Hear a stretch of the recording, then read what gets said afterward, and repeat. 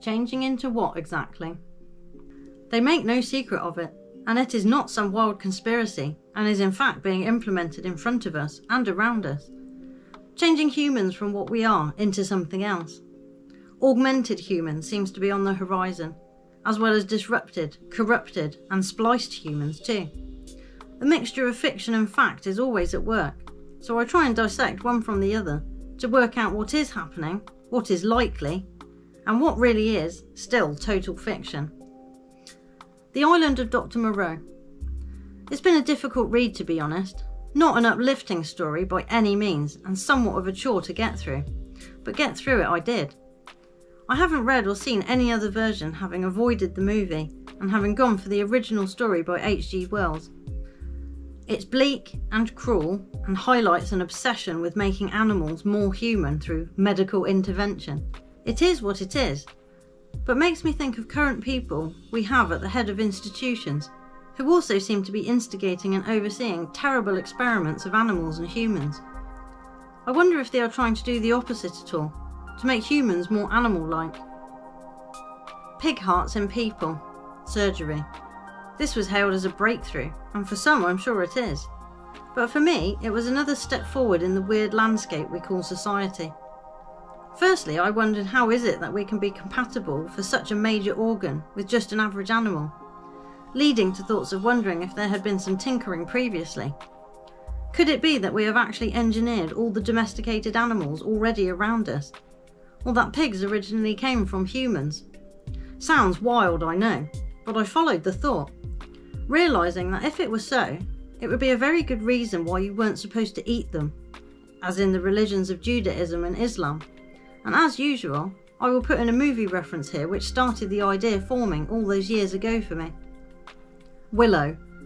The witch put a curse on the invading army and turns them all into pigs.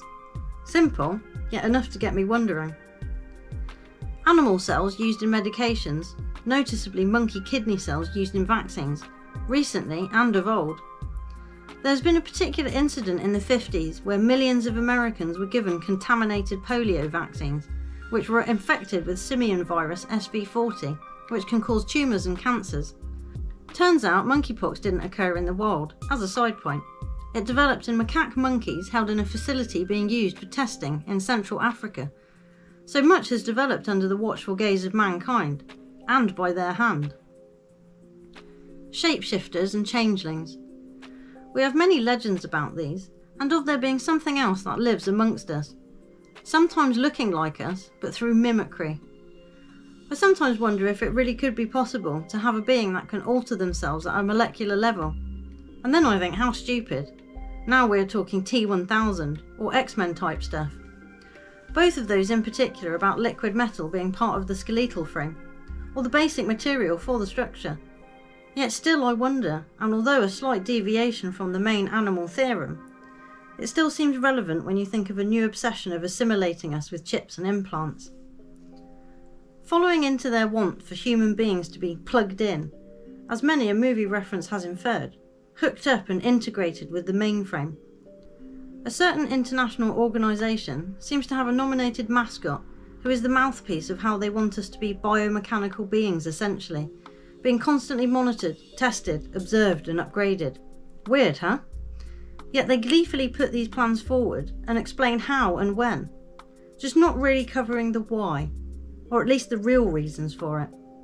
But you can make up your own mind on what their purpose really is. But what is out there for everyone to see is that they do want control of your daily activities, thoughts, fears, aspirations, if there are any left, and generally of your future.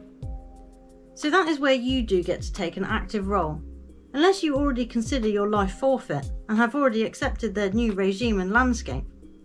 But if you do not, and have not, and you have chosen to live, then now is the time.